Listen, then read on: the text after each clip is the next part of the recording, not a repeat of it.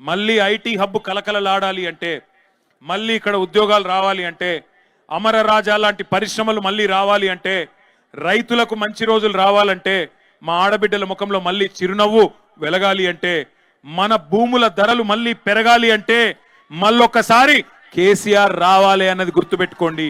ఈసారి తప్పు చేయొద్దు, ఈసారి ఏమరుపాటొద్దు. ఈసారి ఎవరు నిలబడ్డా ఒకటే గుర్తుపెట్టుకోవాలా, మళ్ళా గులాబీ జెండా ఎగిరి కేసీఆర్ గారు మళ్ళీ వస్తేనే పాలమూరు రంగారెడ్డి ఎత్తిపోతల పథకంలో భాగంగా మన పొలాలకు నీళ్లు వస్తాయి. ఈ దుర్మార్గులు ఉన్నంత కాలం వీళ్ళేమి చెయ్యరు. వీళ్ళు అడ్డమైన అబద్ధాలు, అడ్డమైన డైవర్షన్ గేములు అవి తప్ప వీళ్ళు చేసేదేమి ఉండదు. అందుకే దండం పెట్టి చెప్తున్నా, మున్సిపల్ ఎన్నికల నుంచే మన జైత్రయాత్ర మొదలు కావాలి. భవిష్యత్తులో ఆ జైత్రయాత్ర అట్లే కొనసాగాలి. ఈ రోజు పాలమూరులో కనబడ్డ జోషు, మహబూబ్ నగర్ లో కనబడ్డ జోషు మొత్తం 14 నియోజకవర్గాలకు పాకాల. తప్పకుండా గులాబీ జెండా ఎగరాలని కోరుతూ జై తెలంగాణ.